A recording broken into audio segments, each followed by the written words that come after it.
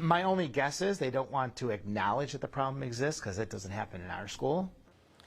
A leading cyber safety expert says not all Illinois schools are teaching their students about the dangers of sexting, but that's about to change. Governor Pritzker signed a new law last month making it mandatory for that issue to be added to a school sex education curriculum for grades 6 through 12. The new law takes effect immediately, and in tonight's special report, Dane Placco takes a look at who and how it should be taught.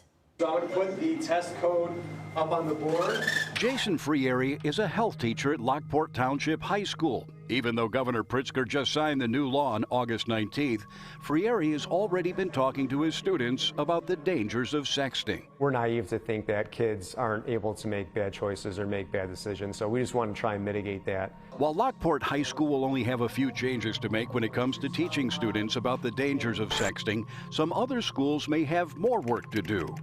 We need to talk about this. We need to arm our kids with the tools and the red flags that predators use to try to get their naked picture so it doesn't affect their future. Richard Wistocki is a former Naperville police detective who's arrested more than 100 sextortionists when he was on the job. He now spends his time training school resource officers and talking to students across the country about sexting and other cyber safety issues. I'd like to go through the new law with you guys. Wistocki says school resource officers are going to have a big job on their hands this school year when it comes to kids and sexting. That's because the pandemic has students spending more time on their various devices. When someone tells you, you owe me one pic, you're about to be a victim of sextortion. And so as a show of hands, I ask my students when I'm teaching them, how many of you received this text? And I'll get 30, 40 kids raising their hand. And those are the only ones raising their hand about it, right? While most Illinois schools have a resource officer, not all resource officers have cyber training. I do think it's important for SROs and all police officers, especially patrolmen, to learn more about cybercrime. The SROs are the main people who should be teaching this because they're going to make the problem go away. Both Wistocki and the Illinois School Resource Officer Association agree that school resource officers should be part of the process when it comes to teaching students about the consequences of sexting. Not only to give students a good understanding of what it is, but to also help resolve any situation where a student is being harassed or bullied because they shared a nude photo.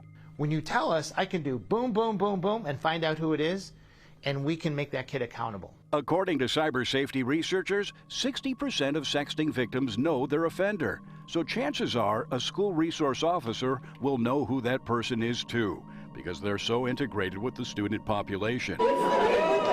Teachers, school social workers, and counselors may also know who that person is. That's why school resource officers say teaching kids about sexting should be a team effort. As far as the emotional side, I do think social workers should definitely get involved in helping teach this class. Everyone's here to help. I guess that would be the biggest message, is that no matter what our role is, we're here to help. Like many other state laws, House Bill 24 is unfunded, which means if a school district doesn't have a resource officer, they may want to think about hiring one. The police department they work for usually covers the cost of any needed cybercrime training. And safety experts say it's important to start talking about this in all schools because research shows kids as young as 9 years old report being asked for a naked photo by a stranger online. And the average internet predator has at least 250 victims. Dane Placco, Fox 32 Chicago.